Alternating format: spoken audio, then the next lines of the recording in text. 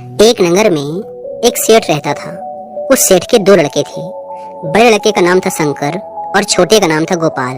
शंकर, जो कि सेठ का बड़ा लड़का था, वह अपने छोटे भाई गोपाल से अंदर ही अंदर ईर्ष्या रखता था और इस ईर्ष्या का कारण धन संपत्ति नहीं बल्कि घर परिवार और नगर के लोगों से मिलने वाला मान सम्मान और प्रेम था। सेठ भी अपने छोटे बेटे गोपाल पर ज्यादा भरोसा करता था। वह व्यापार से जुड़े महत्वपूर्ण कामों को भी बड़े बेटे की बजाय छोटे बेटे को ही ज्यादा सौंपता था। साथ ही व्यापार और घर के किसी भी निर्णय पर छोटे बेटे की राय को अधिक महत्व दिया जाता था। नगर के अन्य बड़े लोग और छोटे मोटे व्यापारी जिनके कि सेठ के साथ अच्छे व्यापारिक संबंध थे, वो भी सेठ के बाद उसके छोटे बेटे गोपाल पर ही अधिक विश्वास करते थे और उसके साथ ही लेन देन व व्यापार करना पसंद करते थे। समाज और नगर के लोगों के बीच गोपाल की एक सकारात्मक छवि थी। लोग उसे एक ईमानदार और बुद्धिमान व्यक्ति के रूप में देखते थे, लेकिन बड़े भाई शंकर को छोटे भाई गोपाल की इतनी लोकप्रियता से जलन होती थी। वह सोचता था कि बड़ा तो मैं हूँ और इस नाते मुझे ज्यादा सम्मान मिलना चाहिए। घर में मेरी बात को ज्यादा महत्व दिया जाना चाहिए और पिताजी व अन्य व्यापारियों को भी व्यापार के काम में मुझ पर ज्यादा भरोसा दिखाना चाहिए। लेकिन उसके साथ ऐसा कुछ भी नहीं हो रहा था। कभी कभी वो ये समझने का प्रयास भी करता कि आखिर मेरे छोटे भाई में ऐसी कौन सी विशेषताएं हैं जिसकी वजह से उसे समाज में ज्यादा मान सम्मान मिलता है और मुझसे भी ज्यादा महत्व दिया जाता है।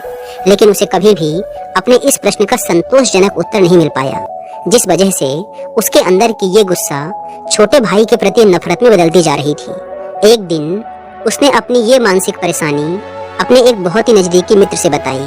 मित्र समझदार था और सेठ के बेटे का शुभचिंतक भी था। उसने सेठ के बेटे से कहा, मेरे पास तो तुम्हारी इस समस्या का कोई हल नहीं है, लेकिन मैं एक ऐसे व्यक्ति को जानता हूँ जो तुम्हारी सारी समस्याओं का समाधान बता सकते हैं। बस तुम कल सुबह मेरे साथ चलना। सुबह होते ही वह युवक सेठ के बेटे को लेकर नगर के बाहर स्थित एक पहाड़ी की तरफ चल पड़ा। पहाड़ी ऊंची और रास्ता मुश्किल था। दोनों काफी देर तक चलने के बाद उस पहाड़ी के शिखर पर पहुंच जाते हैं। उस पहाड़ी के शिखर पर उन्हें एक छोटी सी कुटिया दिखाई देती है। कुटिया को देखते ही वह युवक सेठ के बेटे से कहता है, इस कुटिया में एक महात्मा जी रहते हैं जो कि बहुत ही ज्ञानी और बुद्धिमान हैं। जो भी इनके पास आता है अपनी समस्या का समाधान लेकर ही जाता है। तुम भी उनके समक्ष अपनी सारी मानसिक व्यथा कह देना, तुम्हें तुम्हारे प्रश्नों के उत्तर मिल जाएंगे। इसके बाद दोनों कुटिया के अंदर प्रवेश कर जाते हैं, जहाँ पर महात्मा जी ध्यान की अवस्था में बैठे हुए थे। दोनों के अंदर प्रवेश करते ही महात्मा जी अपनी आंखें खोलते हैं और मुस्कुराकर उनके आने का कारण पूछते हैं। दोनों युवक महात्मा जी को प्रणाम करते हैं और फिर सेठ का बेटा अपनी परेशानी बताना शुरू कर देता है। वह कहता है, मुनिवर, हम दो भाई हैं, लेकिन मेरे छोटे भाई गोपाल को हर जगह मुझसे अधिक महत्व दिया जाता है। परिवार और समाज दोनों जगह उसे मुझसे अधिक काबिल समझा जाता है। पिताजी भी व्यापार के सबसे महत्वपूर्ण काम उसे ही सौंपते हैं। वह सबकी नजरों में एक समझदार, बुद्धिमान और जिम्मेदार इंसान है, जबकि मैं एक नकारा, और इस वजह से मुझे अपने छोटे भाई से ईर्ष्या होने लगी है। लेकिन मुझे समझ नहीं आ रहा कि मैं गलती कहाँ कर रहा हूँ। आखिर मैं भी अपने छोटे भाई की तरह समाज में मान सम्मान और इज्जत कैसे पा सकता हूँ। सेठ के बेटे की पूरी बात को ध्यान से सुनने और समझने के बाद महात्मा जी ने कहना शुरू किया, समाज में जिन लोगों को दूसरों से ज्यादा मान सम्मान और प्राथमिकता मिलती है, उनके अंदर कुछ खास विशेषताएं और आदतें होती हैं, जिसकी वजह से वो भीड़ से हटकर अपनी एक अलग पहचान बना पाते हैं। आज मैं तुम्हें 15 ऐसी बातें बताऊंगा जिन्हें अगर तुम अपनाते हो तो तुम भी लोगों के बीच अपनी एक अलग पहचान बना पाओगे और उचित मान सम्मान हासिल कर पाओगे। महात्मा जी ने कहना शुरू किया, पहली आदत, बेढंग तरीके से रहने वाले व्यक्ति को लोग कभी भी उतनी इज्जत नहीं देते। जो लोग साफ सुथरे और चुस्त तंदुरुस्त होते हैं, उन्हें लोग एक अलग ही नजरिए से देखते हैं। इसीलिए सबसे पहले अपने व्यक्तित्व में सुधार लाने की कोशिश करो। हमेशा समय से नहाओ धो और साफ सुथरे कपड़े पहनो और दाढ़ी व बालों को अच्छे से बनाकर रखो, क्योंकि सबसे पहली चीज इंसान का दिखावा ही होता है। कोई चाहे कितना ही ज्ञानी क्यों न हो, लेकिन अगर वो सही ढंग से और साफ सुथरा नहीं रहता है तो लोग उसे नजरअंदाज करना ही बेहतर समझते हैं और कोई भी ऐसे व्यक्ति की इज्जत नहीं करता है। दूसरी आदत, किसी से भी मत डरो। अगर तुम सोच रहे हो कि लोगों के बीच अपनी इज्जत कैसे बढ़ाऊं, तो आज से ही डरना बंद कर दो। यहाँ इसका मतलब ये नहीं कि तुम्हें किसी से भी लड़ जाना है या फिर लोगों का सम्मान करना बंद कर देना है। निडर होने का मतलब है खुद पर पूरा भरोसा रखना और गलत के सामने ना झुकना। अगर तुम्हें लगता है कि तुमने कुछ गलत नहीं किया, तो फिर सामने वाला चाहे कितना ही शक्तिशाली क्यों न हो, तुम्हें उसके सामने झुकना नहीं है। यही है सच्ची निडरता। यहाँ निडरता का दूसरा अर्थ ये भी है कि तुम्हें अपने भविष्य को लेकर डरना बंद कर देना है, क्योंकि कोई भी इंसान ऐसे व्यक्ति को गंभीरता से नहीं लेता जो अपने भविष्य को लेकर हर समय डरा हुआ रहता है। भविष्य के लिए योजना बनाना और उस पर चिंतन करना ठीक है, लेकिन हर समय भविष्य की चिंता करके डरा हुआ रहना व्यक्ति को मानसिक रूप से कमजोर बनाता है, और मानसिक रूप से कमजोर व्यक्ति की इज्जत कोई नहीं करता। इसीलिए तुम्हें भी निडर बनना है और समाज को यह दिखाना है कि तुम्हारे अंदर किसी भी चीज को लेकर कोई खौफ नहीं है और तुम सत्य और न्याय के लिए हमेशा सच बोलने के लिए तैयार हो। खुद को मजबूत दिखाओगे तो अपने आप को ज्यादा सम्मान दिलवा पाओगे। निडर लोगों का लोग खुद सम्मान करते हैं। तीसरी आदत, हर समय उपलब्ध रहना छोड़ दो। तुमने एक बात तो जरूर सुनी होगी कि किसी भी जगह पर बार बार जाने से या किसी के लिए भी तुरंत हाजिर हो जाने से आदमी अपनी इज्जत खुद कम कर लेता है। ऐसी स्थिति में लोगों की नजरों में हमारा महत्व कम हो जाता है और वो ये सोचने लगते हैं कि अरे उसे तो कभी भी बुला लो, या फिर उसे बुलाने की जरूरत नहीं है, वो तो अपने आप ही आ जाएगा। मतलब कि ऐसी स्थिति में कोई भी व्यक्ति हमें गंभीरता से नहीं लेता। आज के समय में लोगों को थोड़ा सा इंतजार कराना बनता है, तभी वो हमारा सम्मान करते हैं। चौथी आदत, अपने जबान के पक्के बनो। समाज में बहुत ही कम लोग ऐसे होते हैं जो अपनी दी हुई जबान पर खरे उतरते हैं। अगर तुम सोच रहे हो कि समाज में अपनी इज्जत कैसे बढ़ाऊं, तो खुद को ऐसा बनाओ कि लोग तुम पर तुरंत विश्वास करने को तैयार हो जाएं।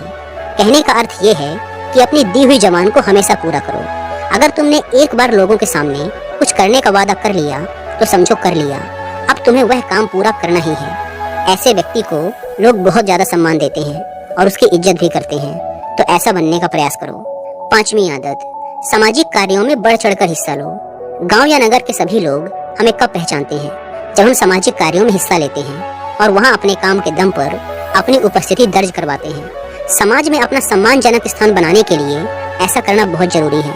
यही वो मौका होता है जब हम सभी लोगों की नजरों में आते हैं। लोग हमारे काम और व्यवहार से प्रभावित होते हैं और उनके मन में हमारे लिए इज्जत बढ़ती है। इसीलिए जब भी तुम्हें अपने गांव या नगर के लिए कोई धर्म का काम या फिर लोगों की सेवा करने का अवसर मिले तो जरूर करो, मौका मत छोड़ो। छठी आदत, बेझिझक जवाब दो।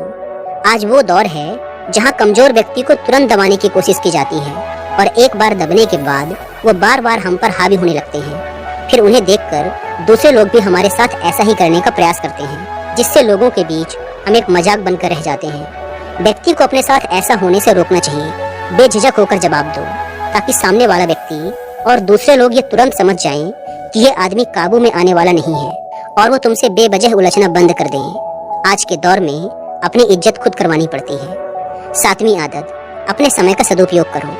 अगर तुम जानना चाहते हो कि अपनी एक अलग और शानदार पहचान कैसे बनाएं, तो आज से ही समय को बर्बाद करना छोड़ दो। हमने बहुत से ऐसे लोगों को देखा है जो अपने जीवन को इतने अनुशासन से जीते हैं कि उनकी बराबरी कर पाना मुश्किल है। यकीन मानो, हर व्यक्ति ऐसे इंसान का सम्मान करता है जो अपनी जिंदगी को अनुशासन के साथ जीता है। लेकिन अगर तुम अपने समय को यूं ही बकवासबाजी, टाल मटोल और फालतू के कामों में बर्बाद कर रहे हो, तो कोई भी तुम्हें पसंद नहीं करेगा। फिर इज्जत करना तो दूर की बात, लोग तुम्हारे बारे में ताने मारेंगे और उल्टे सीधी बातें करेंगे। इसीलिए अपने खाली समय में भी कोई ऐसा काम करो जिससे तुम्हें नहीं तो कम से कम किसी दूसरे को ही लाभ हो जाए। आठवीं बात, किसी एक क्षेत्र में सफल बनो। अगर तुम किसी भी एक क्षेत्र में सफल हो जाते हो तो फिर लोग तुम्हारी अपने आप ही इज्जत करने लगेंगे, क्योंकि आज के जमाने में लोग सिर्फ सफल लोगों की ही कदर करते हैं। तुम चाहे कितने ही बुद्धिमान और ज्ञानी क्यों न हो, लेकिन अगर तुम सफल नहीं हो, तुम्हारे पास कोई अच्छा काम या व्यापार नहीं है, तो फिर लोग तुम्हें पूछेंगे तक नहीं। इसीलिए इंसान को सबसे पहले सब कुछ भूलकर अपने काम पर ध्यान देना चाहिए, क्योंकि जैसे ही तुम सफल हो जाओगे, लोग अपने आप ही तुम्हें सम्मान देने लगेंगे। नौवीं आदत, अपने हुनर और खूबियों को लोगों के सामने आने दो। कुछ लोग वैसे तो हर समय सोचते रहेंगे कि अपनी इज्जत कैसे बढ़ाएं, लेकिन उसके लिए जो जरूरी कदम है वो नहीं उठाते। समाज में लोग इज्जत करते हैं हुनर की, काबिलियत की, अच्छे व्यवहार की, न कि किसी इंसान की। आज के समय में समाज में इज्जत पाने के लिए तुम्हें अपने अंदर छुपे हुनर को लोगों को दिखाना होगा, तभी तो लोग तुम्हें खास समझेंगे और तुम्हारी एक अलग पहचान बनेगी। इसीलिए तुम्हारे अंदर जितने भी अच्छे गुण और हुनर हैं, उन्हें लोगों के सामने आने दो, तभी तुम्हारी इज्जत होगी। 10वीं आदत, दूसरों से ज्यादा ज्ञान और जानकारी हासिल करो। अगर तुम अपने मोहल्ले और नगर में सबसे ज्यादा सम्मान पाना चाहते हो, तो तुम्हें अन्य लोगों की तुलना में ज्यादा ज्ञान हासिल करना होगा, जानकारी हासिल करनी होगी और खुद को जागरूक रखना होगा, ताकि जब तुम बोलो तो लोग तुम्हारी बातों को ध्यान लगाकर सुने। इसके लिए तुम किताबें पढ़ सकते हो और जानकार व ज्ञानवान लोगों से वार्तालाप कर सकते हो। जो व्यक्ति जितना ज्यादा ज्ञानी होता है उसे लोग उतना ही पसंद करते हैं और उसकी उतनी ही ज्यादा इज्जत करते हैं। 11वीं आदत, थोड़ा सा धन अपनी सुख सुविधा पर भी खर्च करो। समाज के कुछ लोग सिर्फ दिखावे को ही महत्व देते हैं और अगर तुम धन कमाकर सिर्फ उसे जमा करते रहोगे और उसे अपनी सुख सुविधा पर बिल्कुल भी खर्च नहीं करोगे तो लोग तुम्हें कंजूस कहेंगे। ऐसे में इज्जत करना तो दूर की बात है, लोग तुम्हें कंजूस कहकर अपने सामने तुम्हारा मजाक उड़ाएंगे। अगर तुम्हारे पास धन है तो लालच करना ठीक नहीं है। तुम अपने धन से कुछ ऐसा काम करो, कुछ ऐसी चीजें खरीदो जिससे तुम लोगों का ध्यान अपनी ओर खींच सको। अगर लोगों को लगेगा कि तुम सच में अपने जीवन को अच्छे से जी रहे हो तो लोग तुम्हारे प्रशंसक बन जाएंगे। 12वीं आदत, महिलाओं की इज्जत करो। समाज में महिलाओं का एक विशेष स्थान होता है। अगर तुम जानना चाहते हो कि समाज में अपनी एक सकारात्मक छवि कैसे बनाएं, तो महिलाओं का सम्मान करना सीख लो। याद रखो, महिलाओं द्वारा किया गया प्रचार बहुत ही जल्द आसपास के क्षेत्र में फैल जाता है। अगर तुम सभी महिलाओं की इज्जत करोगे तो तुम्हारे क्षेत्र में बात फैलेगी कि तुम असल में एक सम्मानित और अच्छे व्यक्ति हो। लेकिन इसके विपरीत अगर तुम महिलाओं की नजर में गिर गए तो फिर समाज में अपनी इज्जत बढ़ाने के बारे में सोचना भी मत, क्योंकि फिर यह काम लगभग असंभव हो जाएगा। 13वीं आदत, अपनी कमजोरी किसी को मत बताओ। एक मजबूत इंसान वह होता है जो अपने दुख को खुद अकेला लेकर चलता है लेकिन खुशियों को सबके साथ बांटता है। ऐसा इंसान वास्तव में सम्मान का हकदार होता है, क्योंकि यह एक खास गुण है जो हर व्यक्ति में नहीं होता। आजकल लोग दूसरे व्यक्ति की कमजोरी पकड़ने के ताक में लगे रहते हैं ताकि उन्हें घेरा जा सके और लोगों के बीच उनकी खिल्ली उड़ाई जा सके। तुम्हें ध्यान रखना है कि अपनी कमजोरी और गुप्त बातों को सिर्फ खुद तक ही सीमित रखो, अन्यथा लोग तुम्हारी उसी कमजोरी को निशाना बनाएंगे। 14वीं बात, कुछ अलग करके दिखाओ।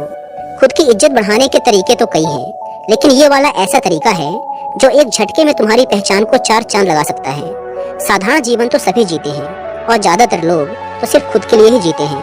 तुम अपने जीवन में कोई ऐसा काम कर दो जिसे सब याद रखें और लोगों के बीच तुम्हारी साख बन जाए। तुम किसी भी क्षेत्र में अपने गांव या नगर का नाम रोशन करो या फिर कोई धर्म का ऐसा काम करो जिससे गरीब लोगों को लंबे समय तक फायदा मिले। 15वीं आदत, सबके साथ प्यार से रहो। इज्जत उसी व्यक्ति की होती है जो खुद दूसरों की इज्जत करता है। अगर तुम लोगों के साथ खराब व्यवहार करते हो, अपशब्द बोलते हो, लड़ाई झगड़ा करते हो तो समाज में तुम्हारी छवि खराब होगी और कोई भी तुम्हारा सम्मान नहीं करेगा। अच्छा व्यवहार एक बहुत बड़ी चीज होती है जो गरीब और अनपढ़ व्यक्ति को भी इज्जत दिलवा देती है। चाहे कोई छोटा हो या बड़ा, अमीर हो या गरीब, सबके साथ प्रेम से बात करो। उनके साथ जब भी समय बिताओ हंसते मुस्कुराते रहो। इस तरह से हर छोटा बड़ा व्यक्ति तुम्हारे व्यवहार से प्रभावित होकर तुम्हारी इज्जत करेगा। अगर तुम इन 15 बातों को अपने जीवन में उतारते हो तो निश्चित रूप से लोग तुम्हें पसंद करेंगे और तुम्हारी इज्जत भी करेंगे। और एक आखिरी बात कि तुम्हें अपने छोटे भाई गोपाल से ईर्ष्या करने की बजाय उससे सीखने का प्रयास करना चाहिए और ये जानने का प्रयास करना चाहिए कि उसके अंदर ऐसी कौन सी आदतें हैं जिस कारण लोग उसे इतना महत्व देते हैं और तुमसे भी अधिक जिम्मेदार समझते हैं। इतना कहकर महात्मा जी ने अपनी बात समाप्त की। सेठ के बेटे ने अपने छोटे भाई से ईर्ष्या वाली बात पर महात्मा जी से क्षमा मांगी और इन 15 आदतों को अपने जीवन में अपनाने का वचन देकर वहां से चला गया। दोस्तों, उम्मीद है कि आपको यह वीडियो पसंद आई होगी और वीडियो में यहाँ तक बने रहने के लिए आपका बहुत बहुत धन्यवाद।